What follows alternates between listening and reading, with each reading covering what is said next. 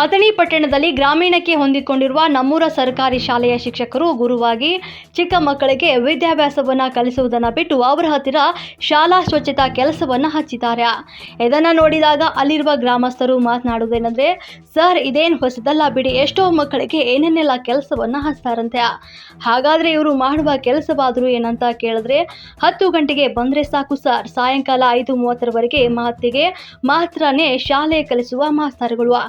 ಇವರು ಸಮಯ ಕಳೆಯುವುದು ಜೀಜು ಪಡಿಯೇ ಮಸ್ತ್ ಹಿಂದಿ ಸಾಂಗ್ಗೆ ಹಾಡಾಡುತ್ತಾ ಪ್ಯಾಷನ್ ಮಾಡಿಕೊಳ್ಳುತ್ತಾ ಫೋನಿನಲ್ಲಿ ಮಾತನಾಡುತ್ತಾ ಕೂತಿರ್ತಾರಂತೆ.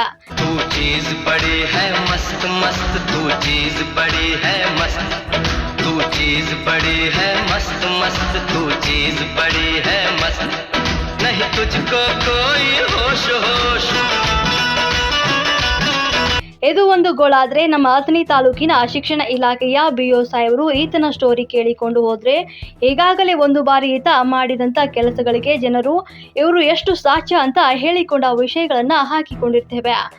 ಇವರೇ ಇದರಲ್ಲಿ ಬಿಜಿ ಇದ್ದ ಸಮಯದಲ್ಲಿ ಇನ್ನಿತರ ಶಿಕ್ಷಕರಿಗೆ ಸಲಿಗೆ ಬಿದ್ದಿದೆ.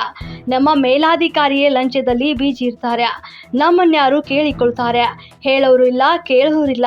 ಸರ್ ಇದೇನು ಬಿಡಿ, ಗ್ರಾಮೀಣ ಶಾಲೆ ಅಲ್ಲೇ ಪಕ್ಕದಲ್ಲಿ ಇರುವಂಥ ನಂಬರ್ 1 ಶಾಲೆ ಪಡೆದುಕೊಂಡ ಶಾಲೆ ಇದಾಗಿತ್ತು, ಈಗ ದಿಕ್ಕು ದಸೆ ಇಲ್ಲದಂತಾಗಿದೆ. ಇಂಥವರೆಲ್ಲ ಚಿಕ್ಕ ಮಕ್ಕಳಿಗೆ ಕೆಲಸ ಹಚ್ಚಿಕೊಳ್ಳುವುದು ಸಹಜವಲ್ಲವೇ? ಇಷ್ಟೇ ಸ್ಟೋರಿ ಅಲ್ಲ, ಇವರು ಇನ್ನು ಮಾಡಿಕೊಂಡ ಹಗರಣಗಳು ನಾವೇ ನಿಮ್ಮ ಮುಂದೆ ಇನ್ನೂ ಇಟ್ಟುಕೊಂಡಿದ್ದೇವೆ, ಸ್ವಲ್ಪ ದಿನ ಕಾಯಿರಿ ಅನ್ನುವ ಮಾತು ಕೇಳಿ ಬರ್ತಾ ಇದೆ.